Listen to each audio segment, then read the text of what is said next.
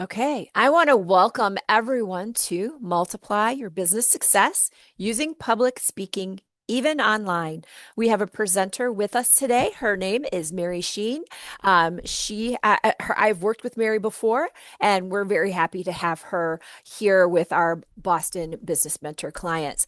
As we get started, though, in case you're new to Boston Business Mentors, I do want to tell you a little bit about ourselves. Our goal is to help small businesses. We work with businesses at all stages, whether you're in the planning phase or in business or ready to exit your business. We're there to work with you. Um, we offer education through our workshops. We're adding new topics all the time, and we have some really great topics, including this one. That we're offering. So please look for our newsletter, check on our website, and we also post them on social media. We offer a lot of great information. You're going to find templates you can download. The blog section, I really want to call your attention to that. Under resources, we are adding lots of really timely and great articles. Many of them are from our Boston Business Mentors, and some of them are also from clients who have a special skill and that they want to talk to you about what they've learned in their business as well. So really great and worth your time. There is no doubt mentoring is the most important. A mentor can be many different things to you. A mentor can be a source of information, a sounding board, someone to help you get organized, someone to help you plan and overcome challenges that you may be having, and someone to help you reach your goals. So if you've never had a mentor, it's a great experience. Consider using that QR code to fill out the short form and let us know how we can help you. So I'm going to go ahead and stop my share there real quick. And I want to introduce Mary to you. Um, on a scale of 1 to 10, how comfortable and effective would you say you are at using public speaking to sell yourself and your services? Mary Cheyne is going to show you how you can leverage public speaking to multiply your business success, even online. She is transformational public speaker, trainer, and coach, and has trained over 30,000 people in 30 cities around the world, including Australia, Europe, Asia, Canada, and the United States. Despite starting out as a shy computer programmer who hid behind her computer because she was too self-conscious, Mary went on to become a 2009 world champion of public speaking, second place winner out of 35,000 contestants from 14 countries. Mary is a TEDx speaker. The video of her talk has over 500,000 views and was selected to be on the MadeTED.com site. Mary is also the author of the best-selling book, Present Yourself in Public Speaking, Tell Your Inner Critic to Shut Up and Your Real You to Speak Up. So get ready to be transformed. Welcome, Mary. Thank you, Teresa, and thank you for having me back. Welcome, everyone. I'm going to start sharing my screen here. All right. Well, welcome to Multiply Your Business Success with Public Speaking, even online. If you are here right now, chances are you are a person in business or emerging business, and see if you can relate to these aspects. You want to win more clients. This is my guess. You want to win more clients. You want to help more people. And is it okay with you if you make more money? By the way, I love interacting with you. I know I can't see any of you, but if you could type into the chat, and as we interact, I would love that, so I can keep the energy alive. And let me know you're here. If you want to make more money, say yay in the webinar chat for me. Thank you. All three. Yay, yay. Thank you. That's what I thought. And I want to say a little bit about that before we go forward. So my company is Heart First Communications, and this is my philosophy. So see if you can relate to this.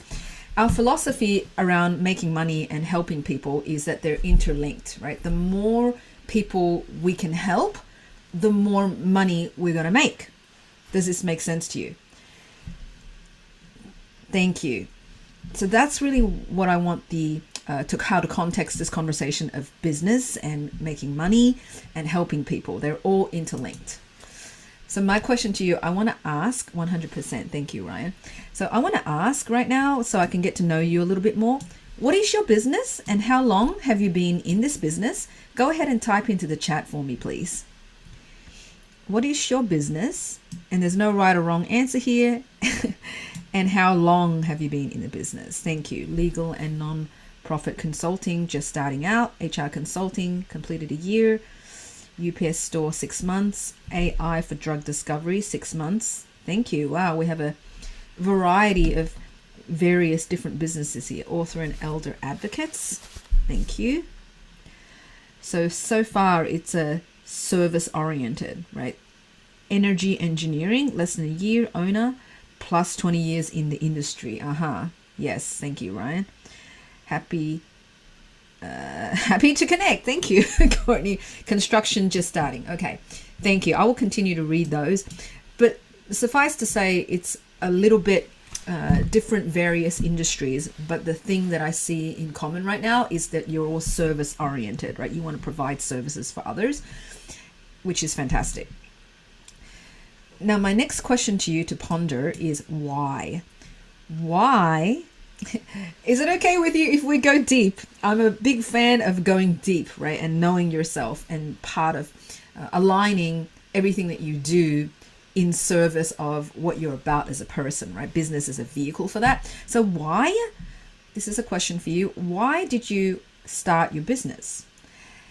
Typically speaking, there are two high-level ways that you can approach coming into the door of having your own business. One is what I call the fast draw.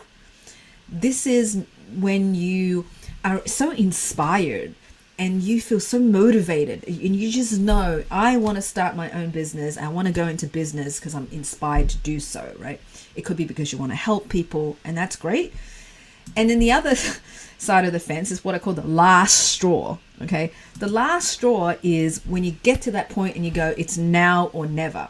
For example, I'll give you my example, and I'll stop sharing for a little bit as I do that. And if you could put me on main screen mode so I can see, you can see me. I can't see you. For me, it was the last straw. I won't go into all the details, but I'd been working in the industry doing what I've been doing for a very, very long time, 20 plus years. And I was working for an organization. I get to the point where I receive a new boss, okay? And I find myself sitting in this office with this new boss. And I say, hey, new boss, what I'm really interested in is a win-win. And the boss says to me, well, I'm not. That was the day I walked out of that office and I said, it's now or never, okay? Because I'd been wanting to do it for a long time, my own full-time business. But every year I was like, well, next year. It's too comfortable right now. It's a safety net. Whatever the reasons were, I just knew at that moment that these structures that are in place around me working for this company is going to prevent me from helping more people, impacting more people, and it doesn't align with my values. So I left. So tell me, in your humble opinion about your intentions, what was it for you? Was it the fast draw, or the last straw? Go ahead and type in the chat. I would love to see. And it could be both, it could be a little bit of both. There's no right or wrong here. A bit of both. Thank you. Last straw. Yes. Last straw. Thank you. Patty, Courtney. I can totally relate. Both. Thank you. So this, again, no right or wrong. It's just a little bit of a reflection. And as we move forward, I want you to kind of keep that in mind. Just in case you don't know who I am, you've never met me before, which is most likely all of you, I want to give you a little bit of background. I was born in Hong Kong when I was 7 years old, and my family moved to Sydney, Australia, where I grew up, did all of my schooling, did all of my college, undergrad, postgrad, and then as an adult, I moved to the United States. I lived in New York for 5 years, and now I've lived in the Boston area for many, many, many, many more years. And I tell you this so that in case you're wondering, why does she look like an Asian person, but she sounds like an Australian? Now you know why. Fresh out of college, I was a computer programmer. My undergrad was in computer science. So I was a computer programmer, extremely self-conscious, socially awkward, quiet, scared to speak up. And there was no one in my family that had ever had done their own business. So I had no education background in knowing how to start my own business, let alone speaking in my business, right? Because I was, as you can see, all those traits that you see, that's where I started. And for me, it was both. It was a little bit of a fast straw because I was inspired. And truth be told, I was doing my business part-time for 8 years, 7.5, almost 8 years, while I was working full-time for a company doing what I do. And then it was that point of no return that I decided to do it full-time, and it's been 10 years now since I've been doing it full-time. So I share this with you because I wanted to give you a snippet into my journey to come to this conclusion and see if you can relate to this. Being in your own business full-time is the opportunity to be in charge of your own destiny. How many of you agree with that? Go ahead or resonate with that. Go ahead and type into the chat if you say yes, if you resonate with that. You can be in charge of your own destiny. That means there's no boss around you to tell you yes or no. It's completely up to you. That means there's no walls and there's no ceilings. And here's how I'm going to invite you to look at your business. Your business as a vehicle to serve something greater than yourself. And again, this is a philosophy that I've come to my conclusion as a result of the evolution, because you'll see as you move forward in your business, because I see some of you said you haven't been doing it for that long, but even if you have, that's my invitation to you, to use to see your business as a vehicle for your own evolution, but to serve a purpose greater than yourself, to serve others, to help others. And when those are aligned, that's when not only is your strategy aligned, but your heart is aligned, right? This is why I call my company Heart First Communications. So here's what it looks like, okay? Consider this for yourself, that you have a mission. You start with the core, your core, which is a mission that you care about, right? Serving others. So this is going to need you to get out of your head, because the head is where all of the noise is. The head is where all of your past conditioning is, including your inner critic, which we'll talk about in detail, so that you can awaken your heart of service, so that you can leverage your gifts and your experiences, right? Because my suspicion is your business is related to the experience that you've already have, right? Now you're going to that next level. So leveraging your gifts and experience of service in service of others. Curate compelling communication, which is what this talk is all about and beyond. Compelling is the key word here. You got to curate this, not accidentally, not winging, but curating compelling communication so that you can serve this mission. The communication, of course, being enrolling others, influencing others in what it is that you do, so that the ones who need you are going to resonate with that and come work with you so that you can help more people make more money. Is this logic making sense to you? Go ahead and type your answer in the chat. Say yes if this makes sense to you. Thank you. Yes, absolutely. Great. So let's move forward. Sounds great, Mary. Excellent. The problem is, and tell me if you've already experienced this, there are many learning curves when it comes to starting your own business or being successful in your own business. True or true? Go ahead and type in the chat if you have already experienced this. OMG, there are so many learning curves, so many balls I have to juggle, and doing it at the same time, right? I don't know this. How do I learn this? Absolutely. Laugh out loud. Thank you. So yes, it helps to have a sense of humor about this. Many learning curves, correct? Absolutely. So as we move forward, I want you to adopt this philosophy, or consider adopting this philosophy, because this is what works for me. And I'm sure if you are open to it, it will work for you as well, is to have a beginner's mind. I'm a long-time student and instructor of martial arts, karate specifically. And in martial arts, in Japanese, sensei is a word for teacher, right? So teacher means the one who comes before. So this is really about learning as much as you can, as fast as you can, as diligent as you can, with your heart wide open, with your mind wide open, from those who have been to where you are now and have created the model of success, whatever that means to you. And you want to learn from them, right? Learning from those who came before. This is what a beginner's mind is. For example, when as you can see from my story, when I started public speaking, I was extremely self-conscious, so one of the most socially awkward people you could ever meet. But I knew that as soon as I started, even way before I started my business, I knew I needed to work on my public speaking skills. So I found the best people in the world who teach public speaking, and I invested in myself, went around the country, and you can see all those red circles. That's where I flew, following them around to learn from them, to absorb as much as I can so that I can apply what they teach and become a public speaker myself. So here's this learning point. Be a hungry, humble, invested learner. If you haven't already noticed, learning new things, right, is a very humbling process, right? It's gonna sometimes hit you gently, like a little gentle nudge, and sometimes smack you. It feels like a smack in the face to go, OMG, there's so much I don't know, right? So staying humble is really a huge part of the success formula of becoming masterful at what you do and helping more people. Hello? Can you guys hear me? Teresa? My screen's frozen. Yeah, we can hear you, but your share went down. Okay. Okay. I might lose you guys because of the technical issue. If that's the case, I'm going to log right back in. Okay. My Yep. apologies. Teresa will hold space for you. So Yes. if I can't, yeah, my screen's still frozen. So Yeah, now you've completely froze.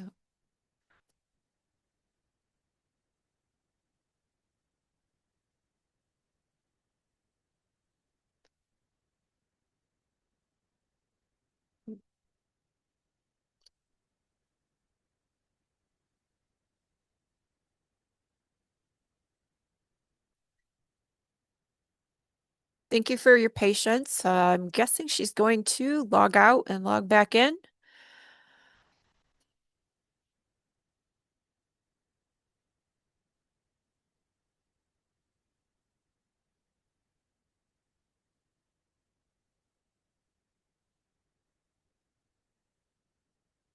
Yep, there she went. Sure, she will be back in a moment.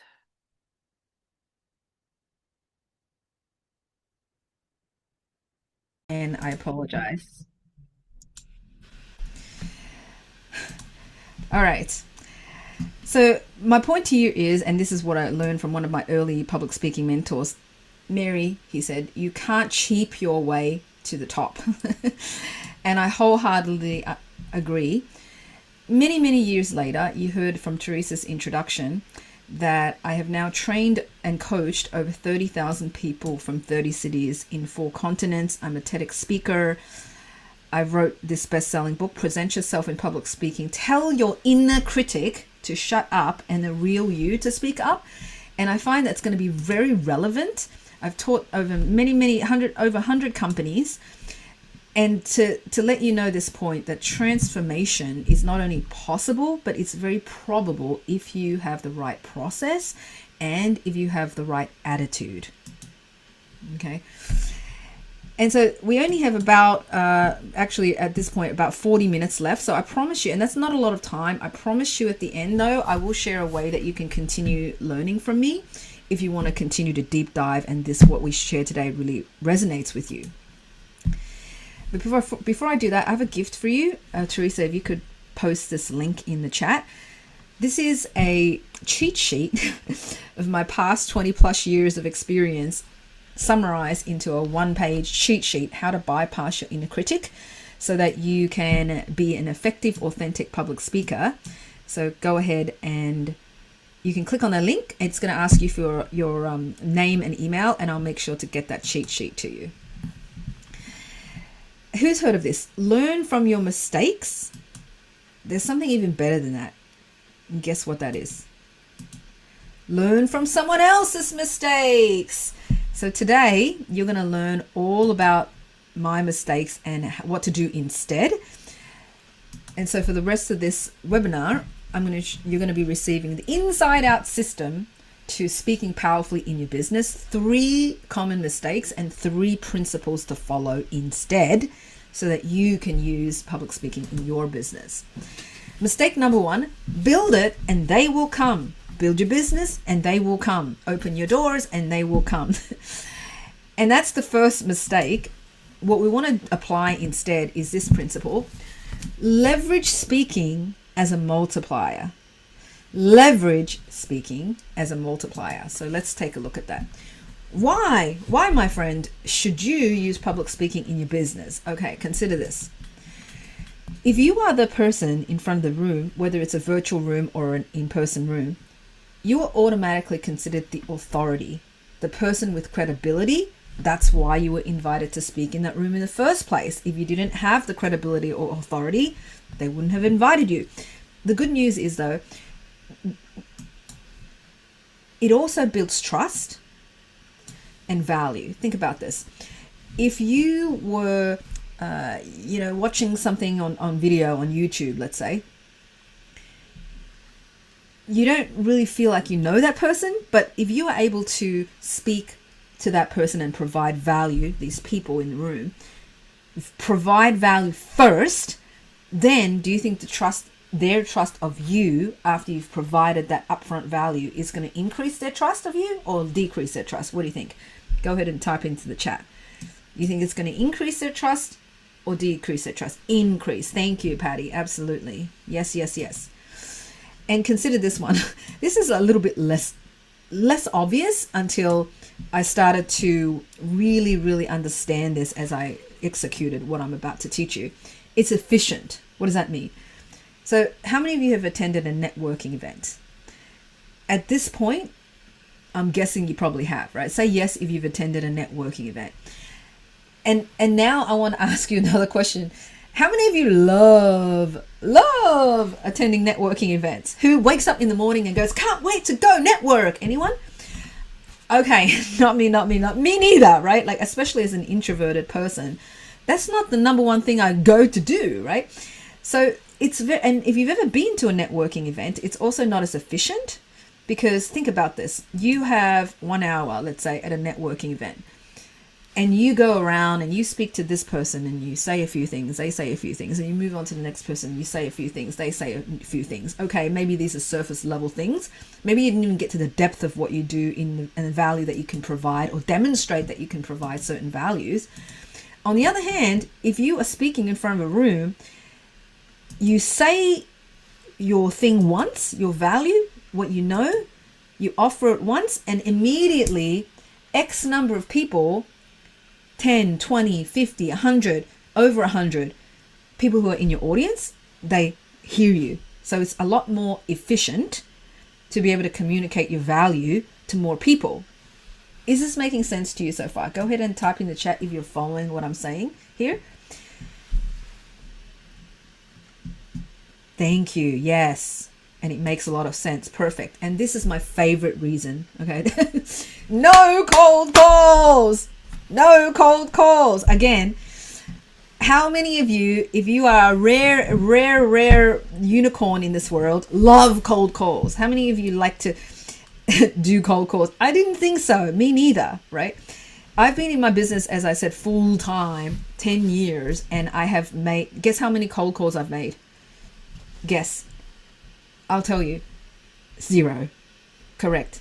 Big fat 0. Okay.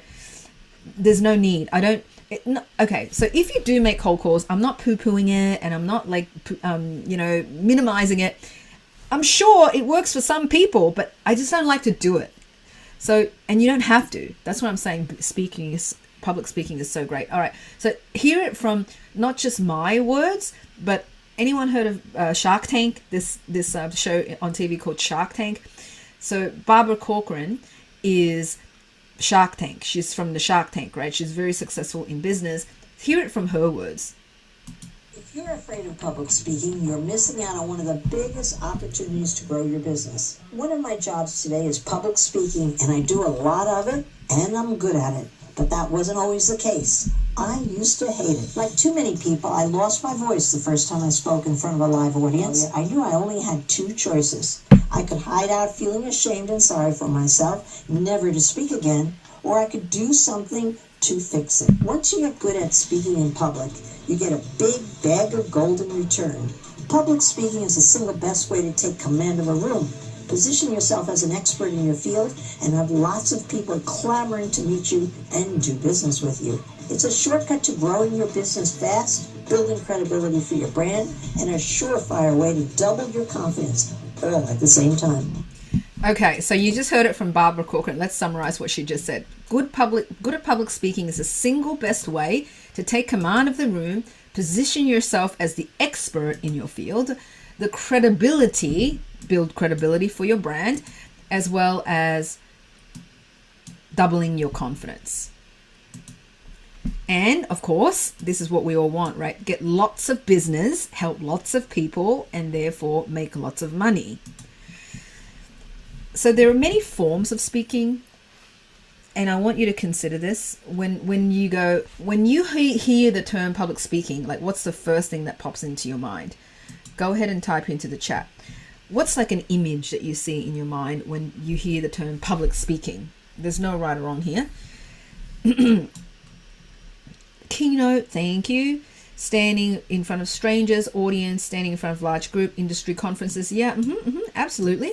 For most people, they see an image of someone on a lectern, behind a lectern, on a stage, maybe with a PowerPoint at the back. Okay. But there are actually many forms of public speaking. So here's you and here's your audience, right? Let's take a look at some of these formats. In person, right? Conferences, workshops, trainings, as some of you mentioned in the chat. Absolutely. Virtual, like webinars, like what we're doing right now. The webinars, online training, Zoom rooms, videos, even one-on-one, okay? Now, people go, it really is one-on-one public speaking? And my answer is yes. And here's why. Because in my humble opinion, so long as you're not in the room by yourself, speaking to a blank wall, there's another set of eyes, another set of ears listening to you. You, my friend, is public speaking, okay? And especially in business, you will have one-on-one interactions with these people who are potentially wanting to have business with you. So let's take a look. One-on-one, right? When you speak to a potential client, when you're vetting the potential client, this is what we call pre-sales, right? Because again, my philosophy is it's not about pushing what you have onto the potential client because there might not be a fit. It's about both of you almost like interviewing each other, getting to know each other to see, can you help them with the problem that they have, and are you a good fit for them? Because even if there are multiple experts in the room, they may or may not resonate with you, or they do resonate with you. And so there's a whole pre-sales conversation. Is this making sense so far? Type in the chat if you've already had pre-sales conversations with potential clients and you already have experience having done that. Go ahead and type in the chat and let me know. Thank you. Negotiating your fee, closing the client, right? These are business terms, but closing the client is when they go, yes, I want to work with you. Okay. So, and here's the money value exchange to give you permission to work with me, right? So that's what I call the sales conversation itself, right? That is absolutely one-on-one. And then what we call existing client conversations. So, once you've worked with them for a while, and then you have a conversation about the continuation of working with you. These are future client conversations.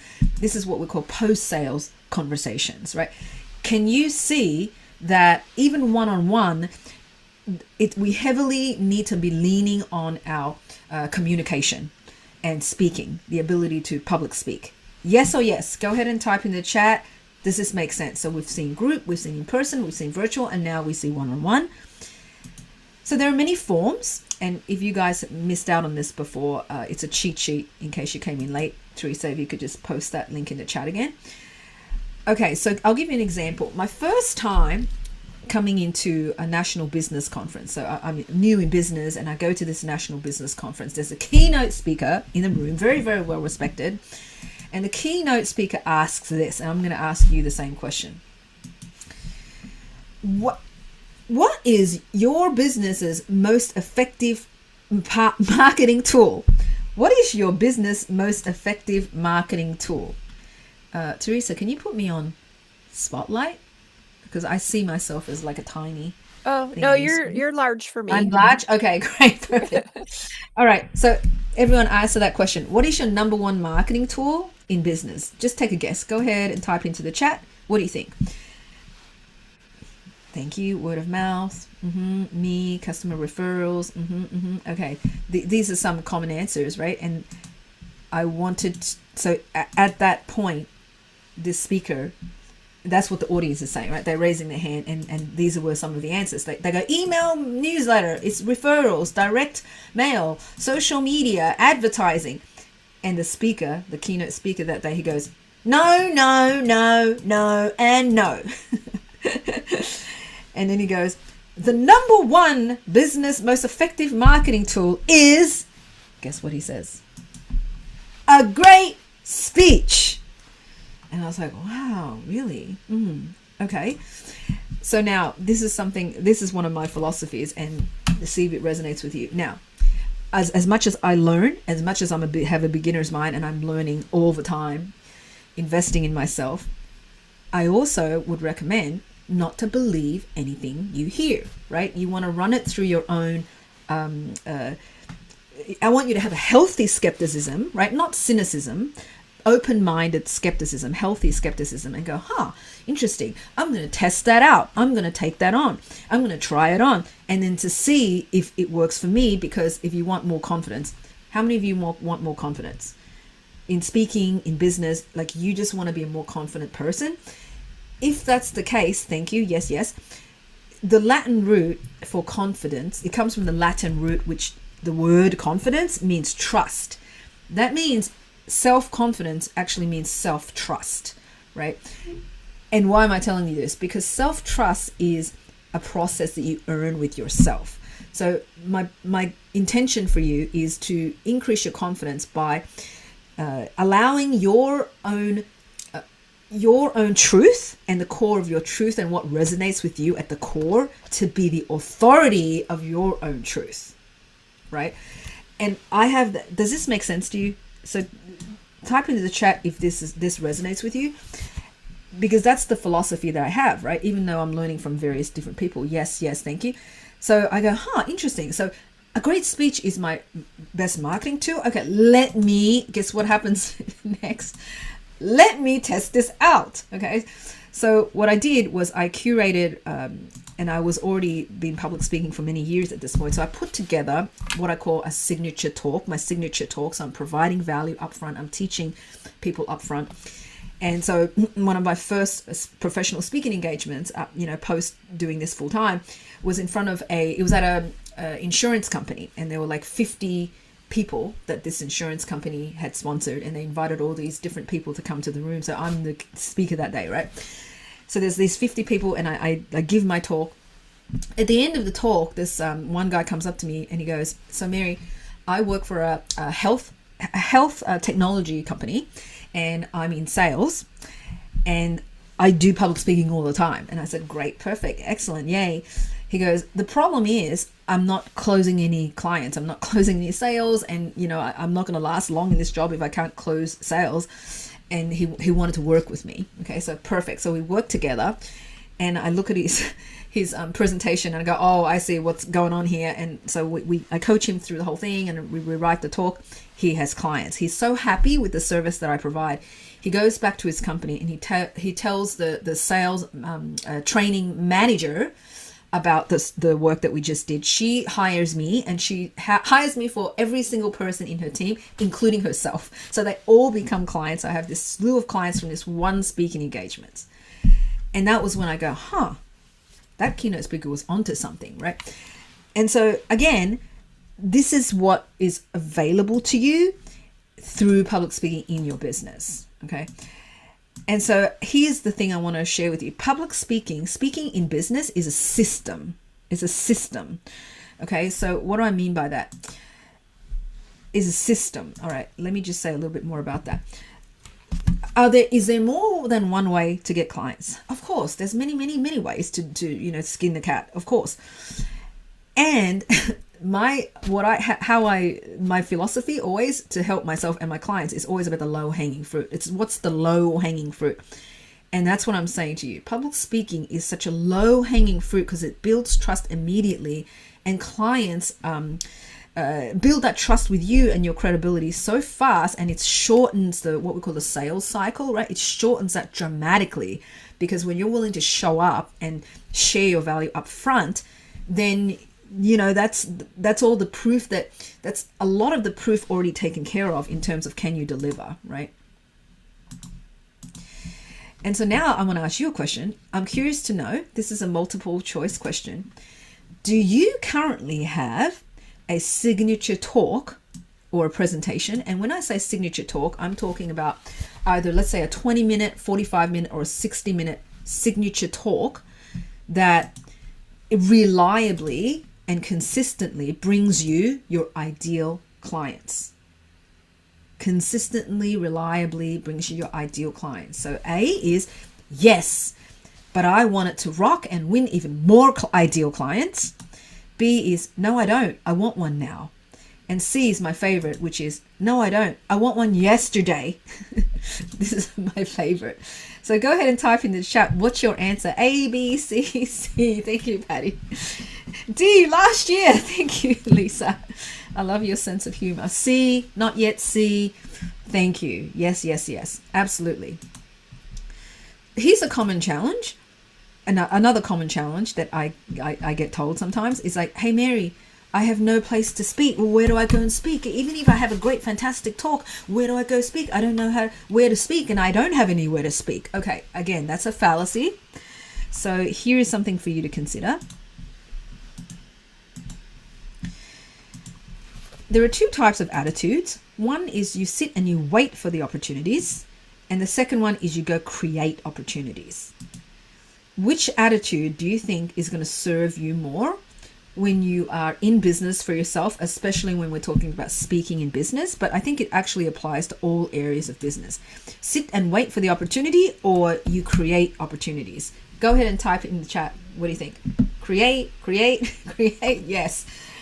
It's kind of a silly question, right? If you're in business for yourself, you probably already have an inkling of this. You create opportunities, okay?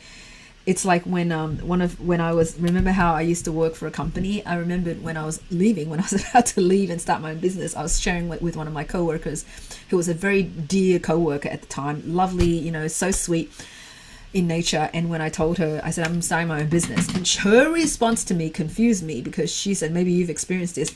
She goes, oh, Mary, I hope it works out. I was confused by that response. I was like, hope? There's no hope here. I'm going to make it happen, right? I'm going to create and make it happen. So who's ever had that experience? Maybe even from your family and friends, right? They're coming from a good place, probably even. They're concerned about you, right? Because maybe they don't know how to create a business themselves. So it's always about creating that opportunity, right? Yes. So here's the thing. Oops, I gave away the answer. All right. How many conferences, conventions, and corporate business events are there in the US in a year? How many do you think in your mind? If you pretend you didn't see what I just put up there. So I'm going to show you. It's 1.8 million. There are 1.8 million conferences, conventions, and corporate business events in a year. Holy smokes. Yes, Courtney. That was my response too when I first found out. Now the second question. How many people in the US attend these conferences alone in 1 year? How many individual bodies attend these conferences? Go ahead and type into the chat. What do you think? Give me a guess. 10 million. Okay, thank you. Yeah, that's a good guess. The answer is 251 million. Put right into the chat if you go, whoa, holy smokes, that's a lot of people, right? Now let's add to this. That's only in person, by the way. And ever since 2020, after the pandemic, we're even talking about virtual. How about the number of conferences, conventions, and corporate business events virtually? How many do you think? Okay.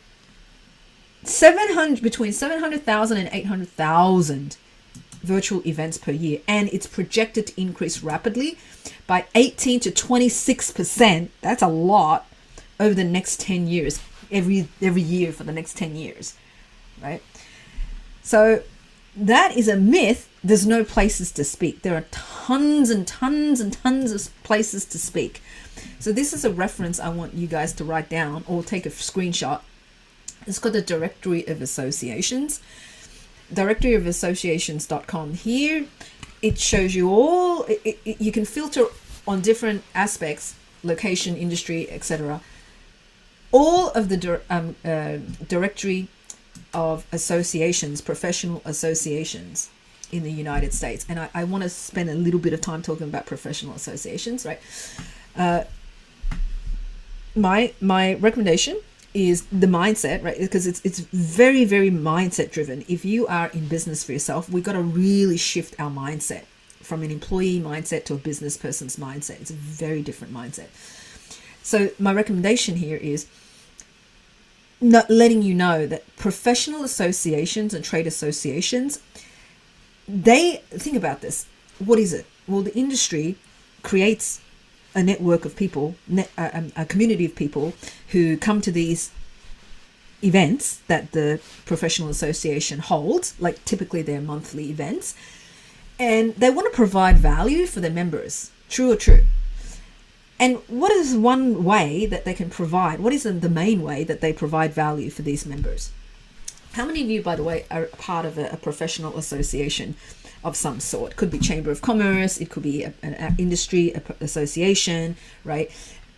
Say yes if you have attended one of these meetings. Yes, right? Associations, yeah, absolutely. And what happens during those meetings? They typically have a guest speaker, don't they? And the guest speaker, if they've been vetted correctly, is supposed to be someone who's very good at speaking and provides you with a lot of value, right? Now, imagine you are the meeting event organizer for those professional meetings. You are wanting a good speaker to land on your lap so that you can have less work to do, right, if they come to you. So that's what I'm saying. Don't poo-poo professional associations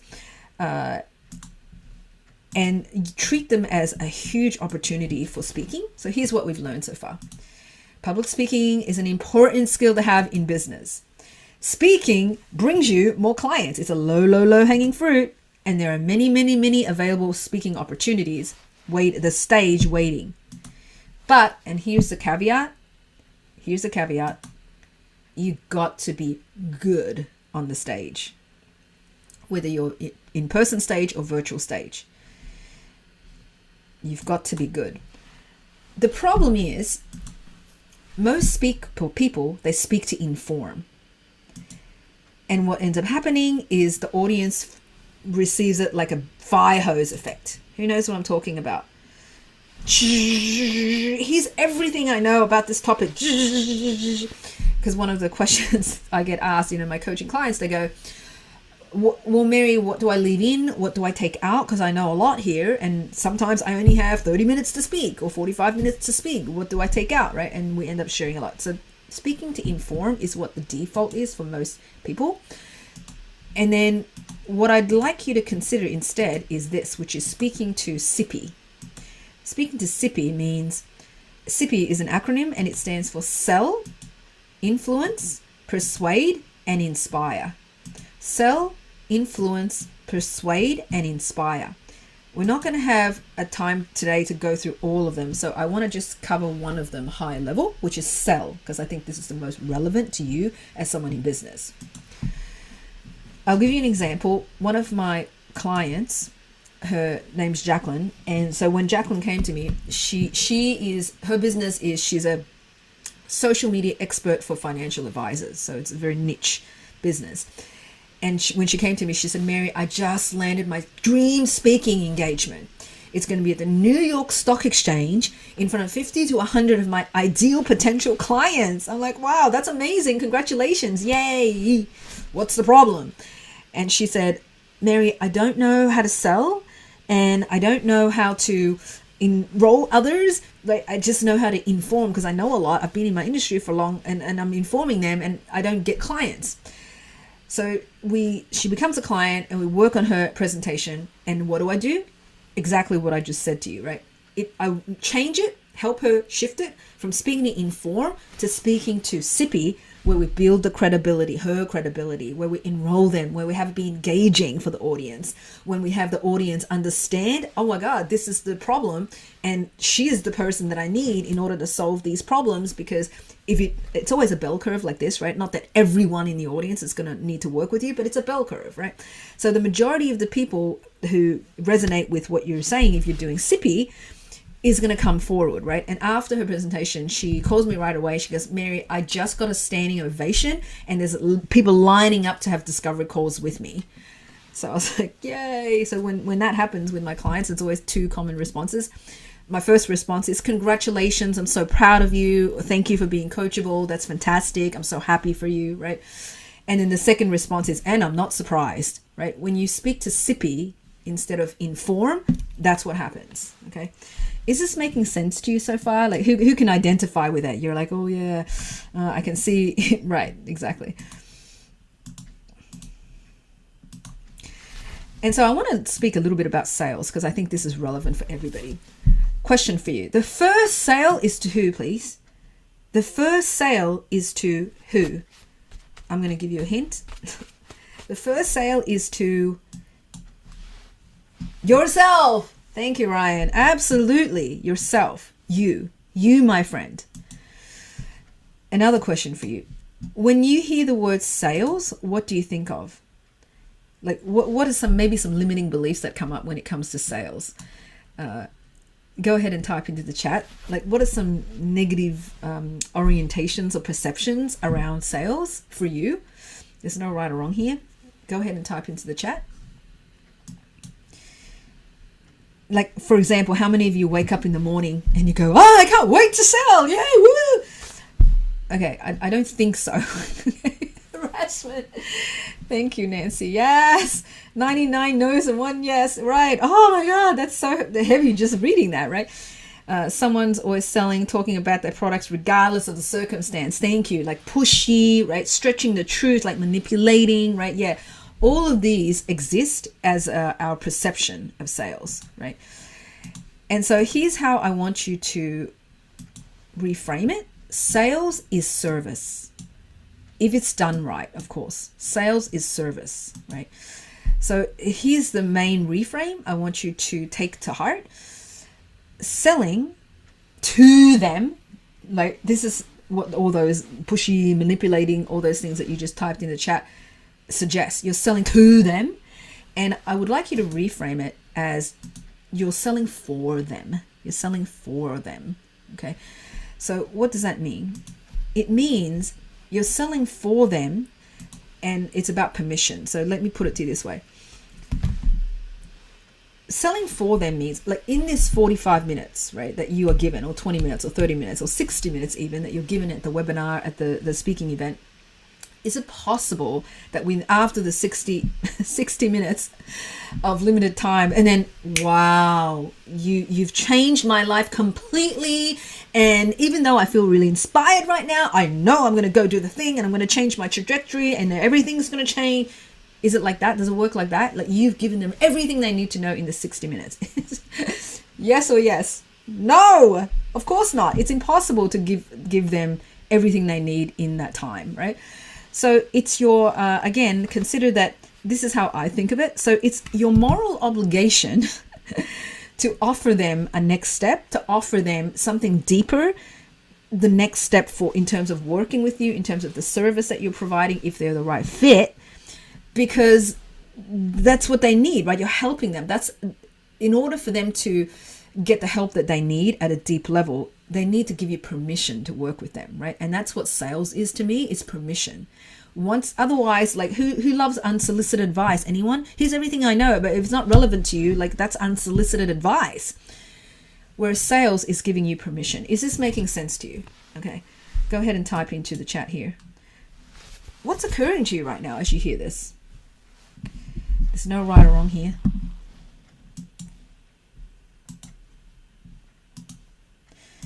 Okay, I'm a little bit mindful of time here. Teresa, everything's still good? Can you hear me still?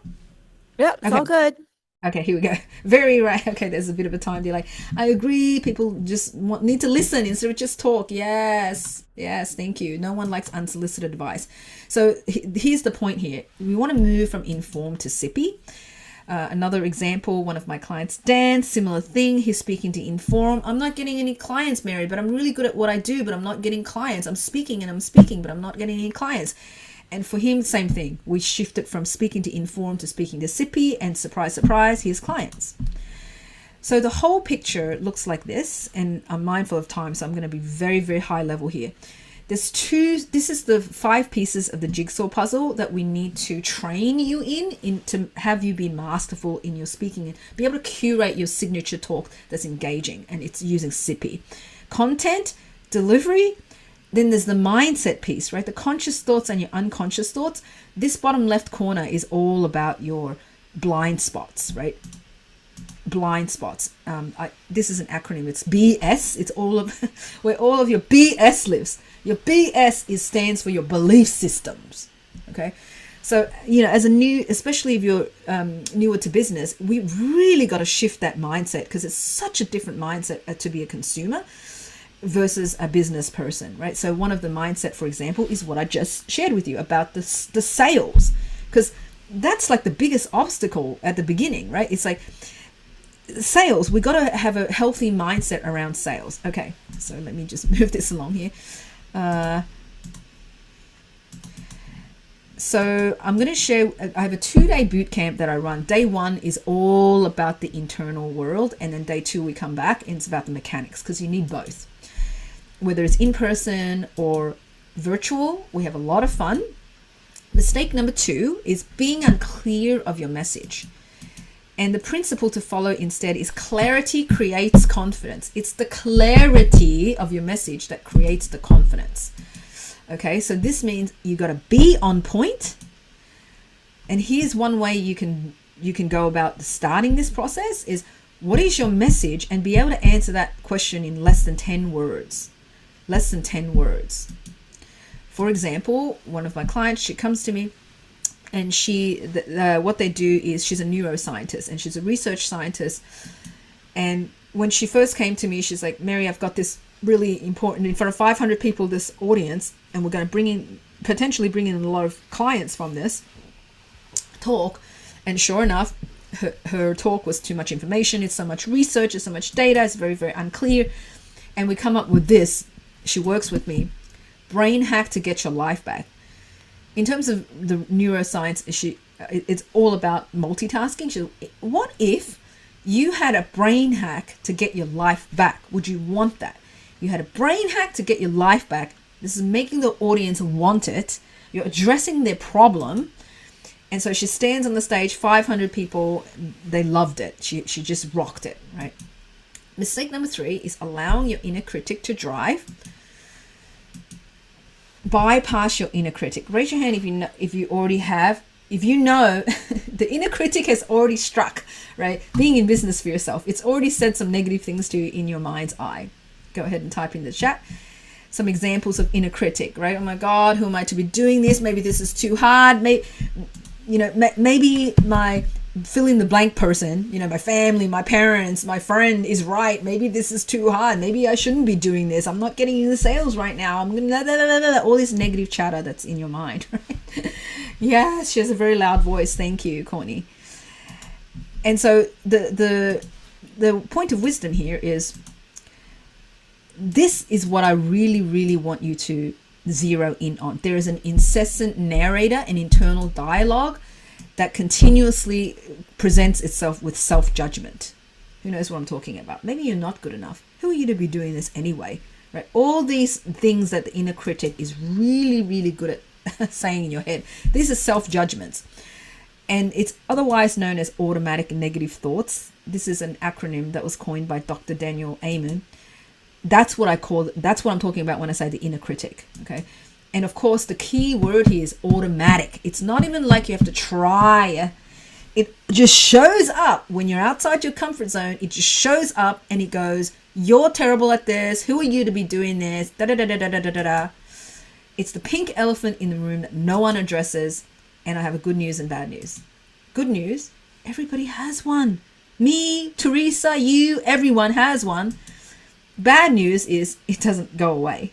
So that's what I'm saying here. We need to bypass, and that's the critical word here, your inner critic, just like the water rushing, and it comes to a boulder. It doesn't try to push the boulder out of the way, like, get out of the way, no. No, it doesn't. What does it do? It goes around. It goes around. So having the inner critic, we just go around it, right? We don't allow it to drive the seat of our car and make decisions for us. We just got to go around it, right? Again, easier said than done, I know, but we have to start somewhere.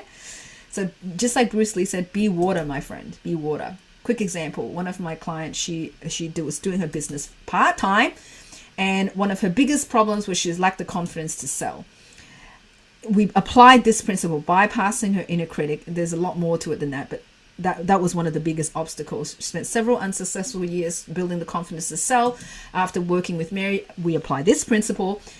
I closed 100% of her first audience, and that's like a very, very good result. Now excited to offer my courses, right? Insanity is doing the same thing over and over again. As you can see, I'm trying to speed it up because I'm getting to the end of my hour here. And really, we don't want to be the definition of insanity, which is trying to do the same thing over and over again and expecting a different result. Did you learn something? Go ahead and type into the chat if you learned something. Thank you. All right, so I promised you at the beginning that I would offer you a way to continue working with me and deep diving, because really this is the tip of the iceberg. So what I've done is I've set aside a speaker breakthrough session where I can help you further. I've set aside one speaker breakthrough session specifically for you guys at Boston Business Mentors. It's a 60-minute group intimate coaching. There are 8 spots, first come, first serve. I usually charge for this, but I'm not going to because you guys are a nonprofit here at Boston Business. And here is how you can tell if it's for you. If what we cover today really resonates with you and you want further insights and guidance so you can build more confidence to sell yourself and your business, you want a reliable way to attract your ideal clients consistently. You no longer want to keep your talents a hidden secret, and you want to help even more people make more money, and you're excited to take action and be in charge of your own destiny. So here's how you register for one of the spots here. Is Teresa, if you could put this link in the chat, please. You can, of course, use the QR code, or Teresa's going to post that link in the chat. Yep, it's there. It's there? Okay. And it's going to ask you a couple of questions so that we can hit the ground running. And I think we've run out of time for questions. But again, if you have more questions, so this session is going to allow the speaker breakthrough session. It's the same time next week, Wednesday, 12 to 1 Eastern time. It's going to allow me to see you because it's a small group and we can see and interact with each other on video on Zoom. So we can continue to deep dive, and there'll be more things that you're going to be receiving from that session. So again, it's going to ask you questions, so go ahead and fill that out, and we can hit the ground running when we meet next week so I can learn more about you. Okay, so let me close. It's great. You're here right now, and you have a destiny, what we call point B, which in my intention for you is to be very, very successful in your business, serve a lot of people, help a lot of people, and make a lot of money as a result. And the bridge is action. Action, take action, aligned action. So I'll close with this. The great news is it's never too late to start wherever you are in your business. The best time to plant a tree is 20 years ago. The second best time is now. Thank you. Great. I'm going to go ahead and quickly throw up our last thank you slide. It does have the request a mentor QR code if you're looking for that Boston Business Mentor to help you out. Thank you all for joining us, and we hope to see you all again on a presentation very soon. And thank you, Mary, for giving of your time to our clients. Thanks, guys. Hope to see you at the speaker breakthrough session next week. And I'll put can I just put my email address here in the chat in case anyone has questions? Yeah, we'll put it on the follow-up email Excellent. too. Perfect. Yeah, Mary we'll do at Heart that First way everybody will have Communications. it. Yeah. Perfect. Okay. Thank you, All right. Teresa, and thanks Thanks. everyone. All right. Bye. Bye.